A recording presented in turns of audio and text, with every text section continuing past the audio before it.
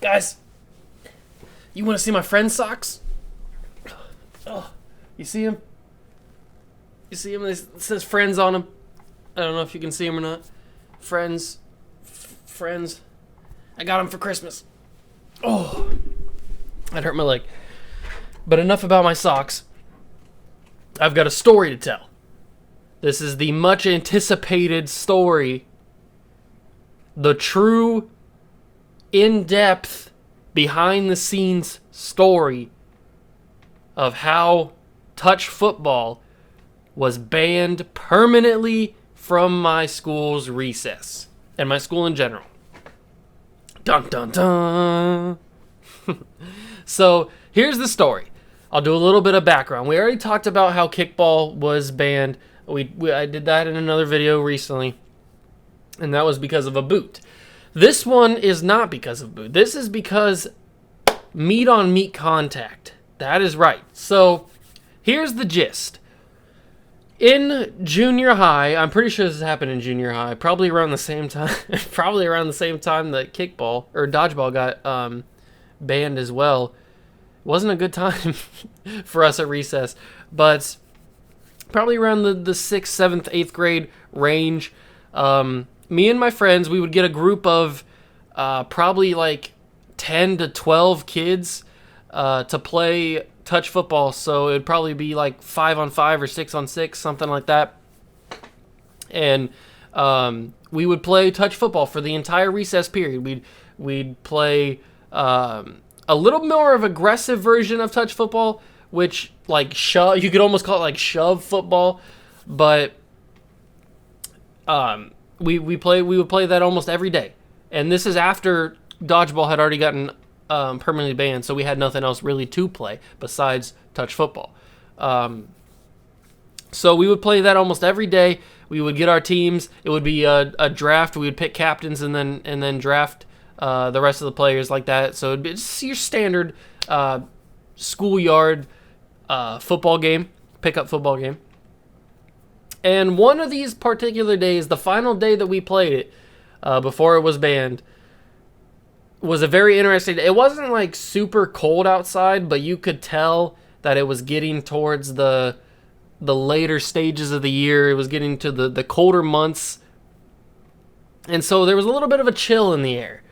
And that plays a little bit of a factor in here because when it's colder, things hurt more when you're in physical contact and stuff. Because it just your body's so tight because it's trying to stay warm, and it's just you get all tense and things just tend to hurt more when it's cold outside. So I'm on the team that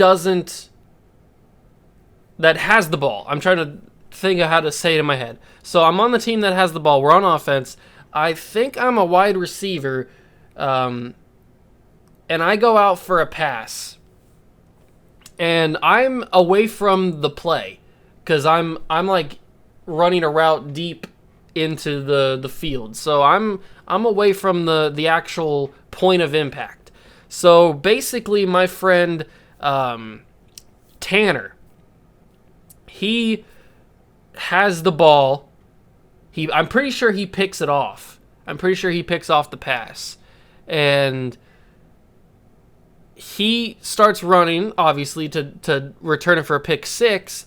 And I think it was my friend Trent that came in and hit him, but not like touch football or even shove football. It was more of an actual tackle because at this point, adrenaline's running high, emotions are at an all-time high. You know how teenagers get. I mean, we're talking trash to each other.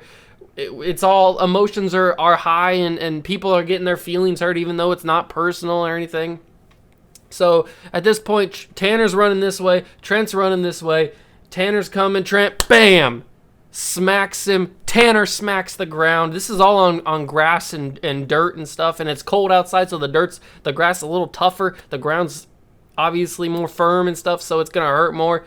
Tanner smacks the ground, hits his head on the on the ground. I'm pretty sure he got knocked out, but I'm not 100% sure because, again, this has been, I don't know, like 6 or 7, maybe 8 years. This has been a long time, almost a decade.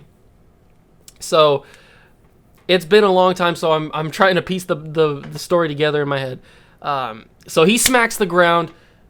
We're all like in shock, like what just happened. So we call for the teacher that's on recess duty that watches, and they come over. They call for like help and stuff, and I'm pretty sure at one point the ambulance was called.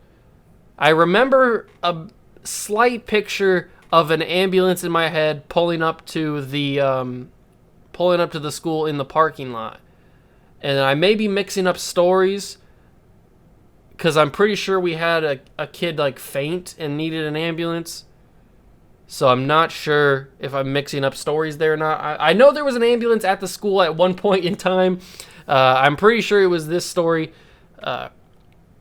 So Tanner had to get in the ambulance because I'm pretty sure he had a concussion. I'm not 100% sure, but I'm pretty sure. I'm probably about like 90% sure he had a concussion because he smacked the ground hard. He went just like bam, and his head just and it's just like that. Like that's how it happened. Like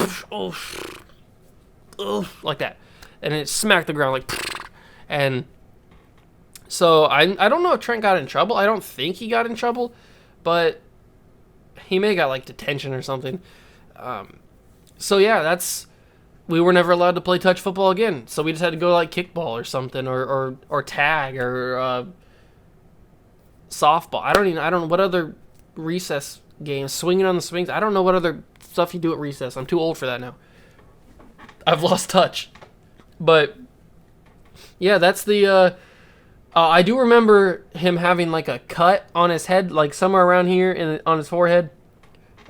From hitting the ground so hard at like a weird angle, and I think the ball might have had a part in it. I don't know, but yeah, that's the story of how touch football, was permanently banned from my high school. Well, my junior high, but it was all in one thing, so it's technically my high school. Yeah, I got a lot of crazy stories about what happened, especially at school. School was crazy. But yeah, if you guys want to hear any more crazy stories about things that happened to me in high school or junior high, I remember throwing up during the national anthem. I could tell you that story. That one's pretty good. Yeah, I got plenty of stories like that. So if you guys want to hear any more, let me know down below in the comments. And I'll see you guys in the next one. See ya!